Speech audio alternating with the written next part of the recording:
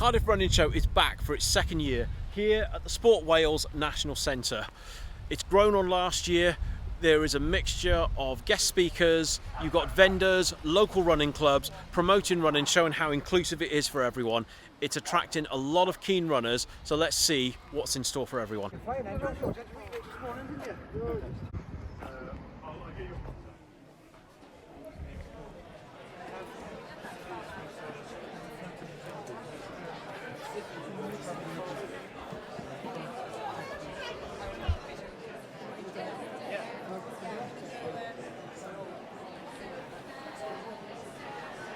So tell me about She Runs Cardiff, because a friend of mine, Rosie Morgan, I remember seeing her being involved with you quite a few times. When did all this start? So we started in October 2019. There was about 30 ladies who wanted to put together a women's only social running group.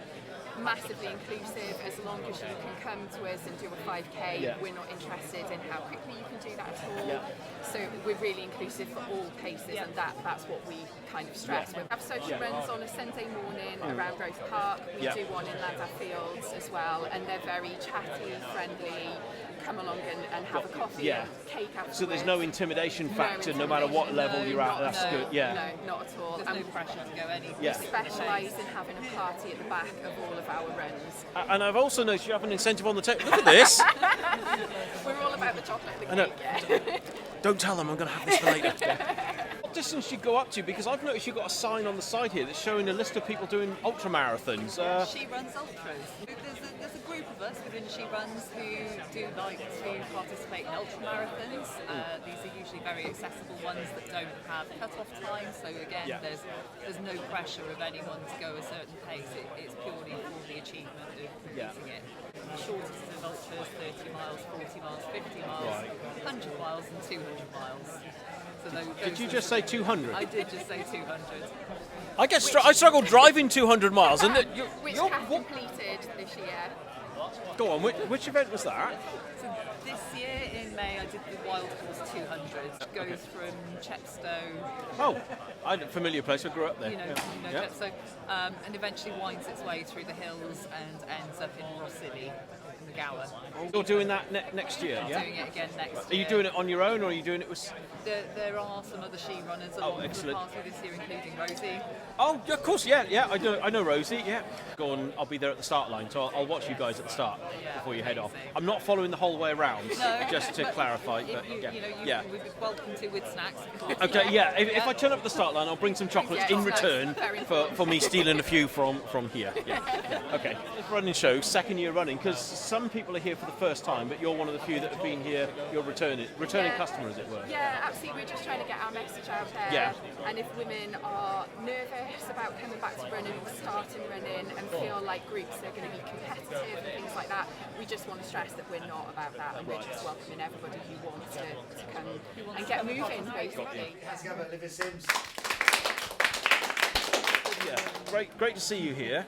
Now, whereas ones like me have just sort of popped along to view it, you've actually been invited along. So, talk a bit more about how all that came about. Yeah, so I had a message a couple of months ago just to see if I would be interested in coming to do a talk at the event.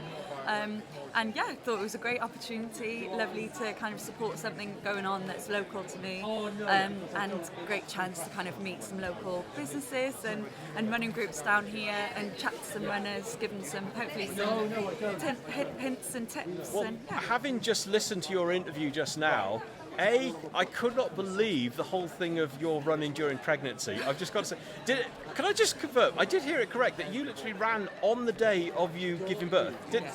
That is incredible. I've never heard of, in rowing circles, I've heard of people rowing up to about 2 or 3 days before giving birth. I've never heard of that one before. That's impressive. I was quite lucky with obviously the way through my pregnancy, and I did keep myself very strong and fit throughout the pregnancy. So I got to say, to keep it up. I love the fact that because people have quite a few questions for you. That one stood out to me instantly because I've never heard of anyone doing that.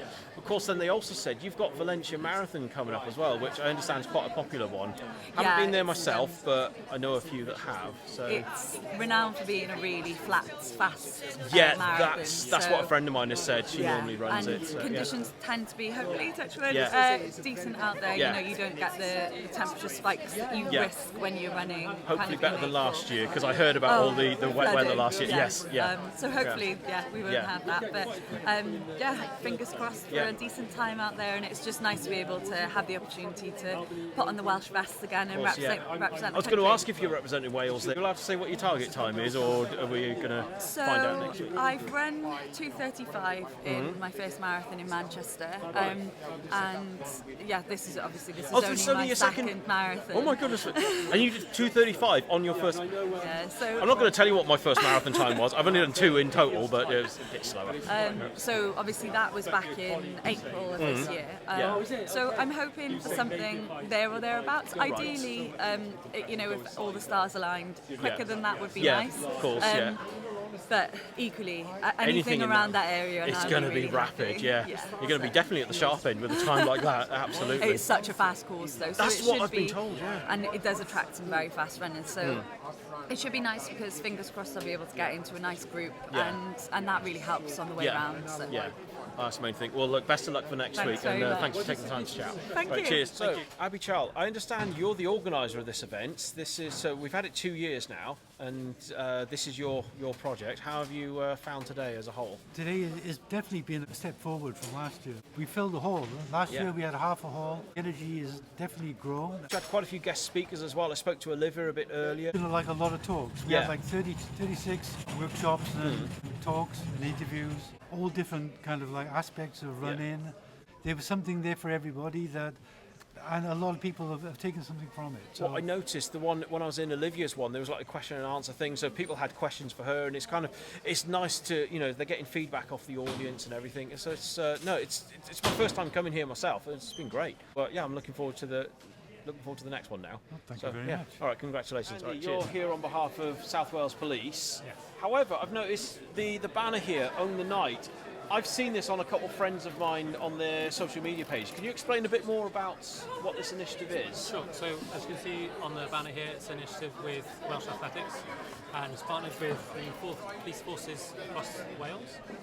It's just a way to try and increase the participation of ladies running in an evening, making sure that we can educate men as bystanders, as well as trying to educate men in terms of their behaviour and what they're doing, which affects women running in an evening. So simple things like having lights being more visible in the evening is what they've always said is a positive thing for people to have, because when it's dark it's harder to see things.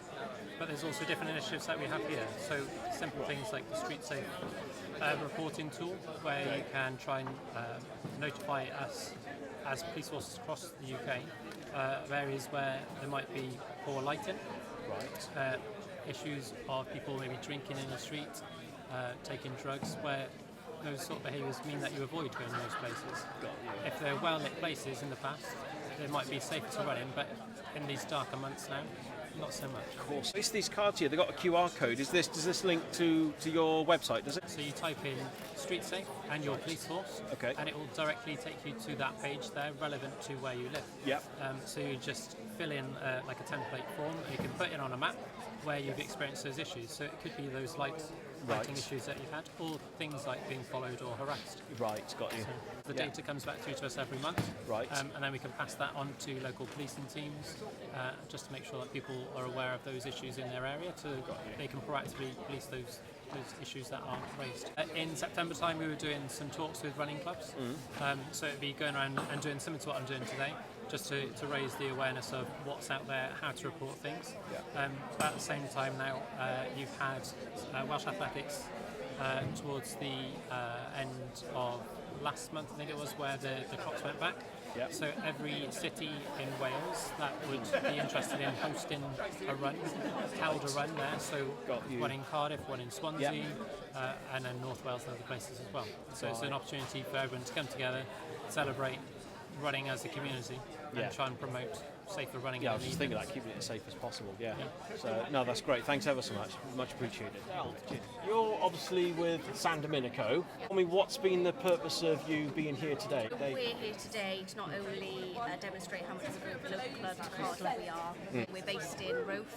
We run various speed sessions around Cardiff. We're also launching our entries to our 20 mile and our 10 mile race, which is taking place on the 29th of March next year. Okay, so people have got a few months to train for that now if they They want to. have. The entries went live on Friday. Compared to where we were in terms of entries last year, we've sold quite a lot already. For the last 2 years, we've sold out before the race day itself. The race itself is a fantastic event. It's a training run ahead of any spring marathons, for instance, Manchester, Newport or London, which are taking place the end of April. Or if you've got a half marathon coming up in the summer, then you can take part in the 10 mile race. I've just realised, with 10 and 20 miles, it's kind of that just shy of either the half or the full marathon distance, so it's kind of a good lead-in to a race that you have potentially coming up. It is, and over the last few years, it's not just been people that want to have a race. You can join with friends or family just to take on the route as a 10 or 20 mile, just as a jog or a training run. There's no pressure whatsoever. It's catered for everybody. The entries are live now. Yeah. So that's if we go on your website, all the details are there, isn't it? You click on that. Yeah. So either our Instagram page or our website, you can easily register on it there, and you'll find we're cheaper than most other races as well. So we want to be able That's to always be, a good thing in current climate. Yeah. We want to be affordable. You will get race mementos after the events as well, which is always lovely. Oh, some of them to you've walk got away. on display here, isn't it? Absolutely. Yeah. So in previous years we've done T-shirts for our 20 mile, water bottles and gym towels for our 10 mile race. And then next year we've got similar style mementos. There will be an official launch of what those are in months to come. Oh, excellent. Yeah. Well, best of luck with the event. And you said it sold out in the last 2 years, and it's on a faster pace now. So potentially people need to act sooner rather than later if they want to get in. Yeah, absolutely. And in terms of the club, if anyone wants to just come down and meet everybody, no obligation, just pop down to one session or get in contact with us. You're more than welcome to join, see how you feel. Okay, and then if you want to join as a member later, you can. Well, I guess really probably Instagram's one of the best places for contact because you've got all the links to your website and everything on there. Instagram, Facebook, our contact form on our website, and like I say, we're training nights Tuesdays all over Cardiff, Thursday night from Penellan Library at 7 o'clock. To meet us there or send details through to our website or Instagram or Facebook, and we'll give you more details. Perfect. All right, Del, thanks ever so much. Cheers. So, Phil, you're with Cardiff Running Events. I see you've got a list here. You're like provisional fixtures and everything. Is that the list of what you've got, everything coming up for this summer? So that's the 2026 list of events. So there's a variety there. People who enter the event, are they mostly just people who live in Cardiff, or do you get ones who travel in a little way? No, for it? we get two people that do travel in. One of our sort of bit more quirky events is our 2-day challenge, what we call the CPR, which is a marathon over 2 days, 5 races. Totals marathon. Is that all based in Cardiff? Is it on the same route? Is it? So there's similarities, but it's based around Pontcanna Fields and Butte Park. Right. We had a group coming from Kent. My goodness me. Okay, so you are attracting quite a wide sort of range, That one makes because it's a little bit more quirky. Yeah, exactly. Yeah, so it's unique, isn't it? Yeah. It's a bit of a There are other multi-event races out there, but they tend to be 3 or 4 days, one race per day, whereas we're doing 5 races in 2 days. Yeah, that's rapid. So yeah. It's, There'll be some very tired legs by the end of that. Oh, definitely. Yeah. Apart from all the Cardiff stuff, I've seen that you've got something on the table there regarding London Marathon. Is it you're arranging transport and accommodation? Yeah, so for anybody who's got a place in London, then we sort of try and take the stress. Because the marathon's stressful enough. Yeah. So we do a coach up to London. Go to Expo, so people can pick up their numbers and everything. We got a centrally located hotel in That's London. Useful, yeah. So there's plenty to do, plenty of restaurants, easy access to those who want to do the shopping, sightseeing. Yeah. Then on Sunday morning, take the bus over to the start, so you haven't got that hassle. And then we meet in a pub after the end. So that sounds good. No, I could do that. Yeah. So that's the 27th mile. We meet in a pub on Whitehall, so it's only a short walk from the finish. and then Monday morning people get a chance to do a bit of shopping or whatever, and then sort of early afternoon we head back to Cardiff. Oh, excellent. Well, look, this is great seeing all of this, and best of luck with all the 2026 fixtures now. Thank you very much. Looks like a busy one, that's for sure. Keeps me out of mischief. Yeah, absolutely. All right, cheers, Phil. All right, thanks very thanks a much. lot. Cheers. Well, what, 6 months or so? 6 months since Barry Island Park run. Yeah, so about 6 months. Yeah. Everything's growing nicely. Yeah. Starting to get more and more events. We got some big events coming up. We got the NEC we're going to, which is going to be our first large event. Was that the running show? That's show. in January, I think. January the 31st, I believe it is. Yeah, so we'll be up there for that. That's going to be our first big show.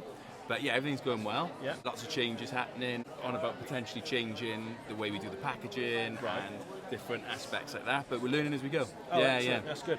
Now, in case people think that, I'm just interviewing someone, it's just all about shilling their products. No, I can genuinely say I've actually been buying products off you for the last 6 months, haven't I? Yeah, I've had absolutely love it. Again, I've got my own terminology for it. The powder stuff, I call it the blue juice. What is the official name for it? Ultra mushroom blend is what we call it. That one, I call it blue juice, sorry. Call it whatever so you want, you'll see it on my stories quite a few times. Obviously the tablets, I can't remember the name of them. Electrolytes, again, I've got to get some more of you now. And in case people wonder, yes, I even did get a cap as well. So I'll tell you what, we'll carry on the chat this way.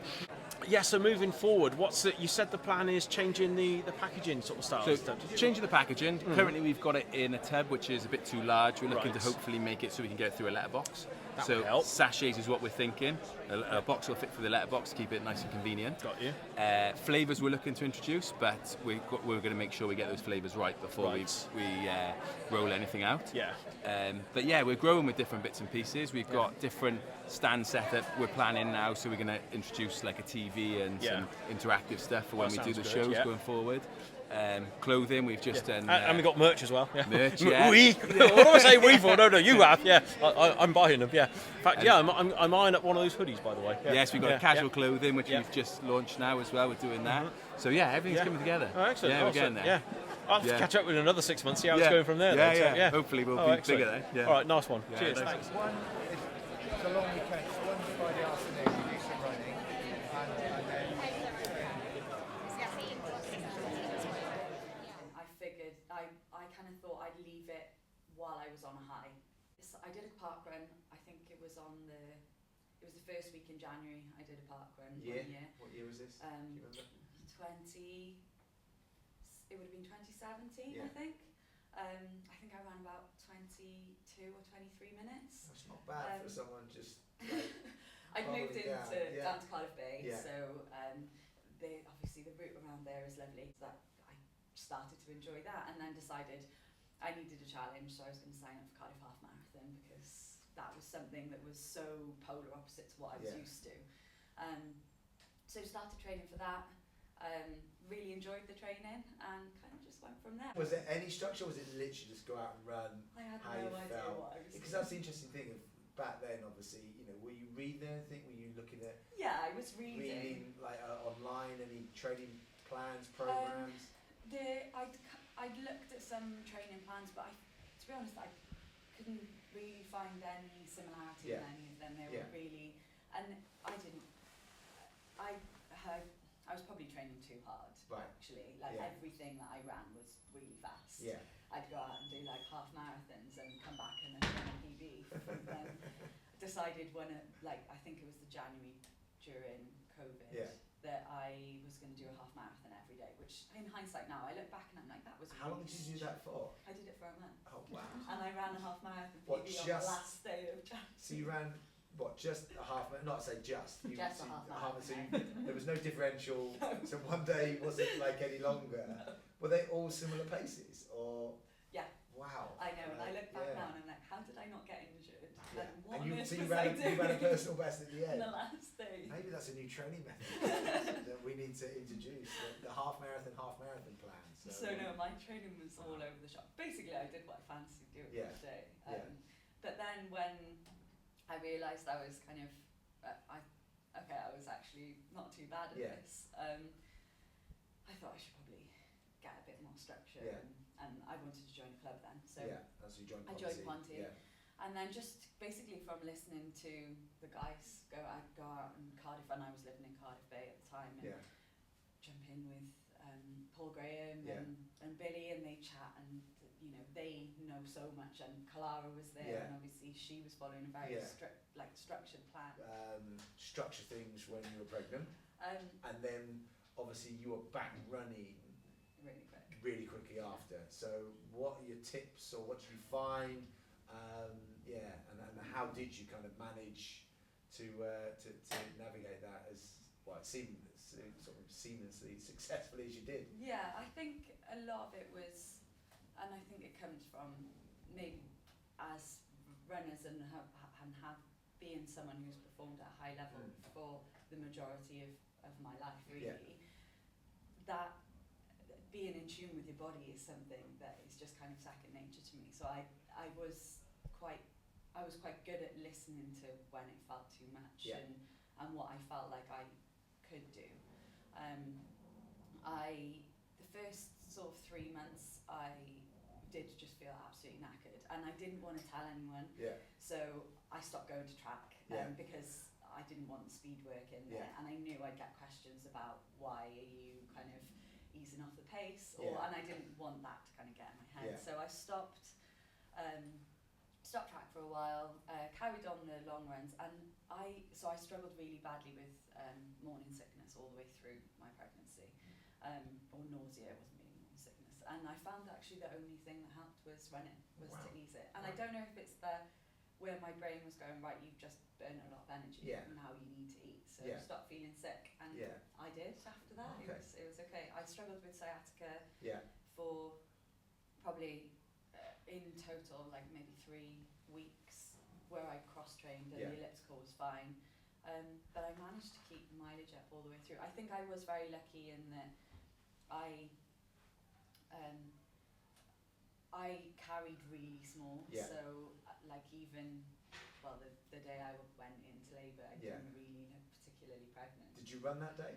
I ran 15 miles. Wow. That day. Wow. And I was running with Jai. Can you remember what pace that was, or? Probably about 8:15 minute miling. Wow. So you ran over a half marathon on was that the morning? No, it was the evening. I went went out into with labour Jai. Went to labour that. Like 3 hours later. Wow. So I did part of my run, and then met Jai from work, and he came on some of it with me, and I remember saying to Jai, I don't know, something feels different today. You could sense it. Yeah. Could you sense it more as you were running? Because like we always say that runners are very in tune, like, you know, with their bodies. I don't think while I was running particularly, it was just in general through the day, and I was like, something definitely feels different. And I actually said, because I was due on the 21st of September, and Alexis came on the 30th of August. Wow. So it was planned on 37 weeks. But yeah, I just said, I don't think he's hanging on till much longer. And Jai actually said, oh, well, at least we made September, because we wanted the September school year. Yes. Yeah. And I was like, no, as in, I don't think we're making September. And he laughed, and he was like, oh, okay, whatever. He thought I was being dramatic. August baby now. Yeah, Wow. 30th of August. Wow. So. But I did really focus on strength throughout the whole thing, particularly like pelvic floor, core strength, back strength, just like really trying to engage all that. So. What did people around you think of what you were doing, and did you listen to them, or obviously, you know, because like obviously there's so much different literature out there, different ways people have had different experiences.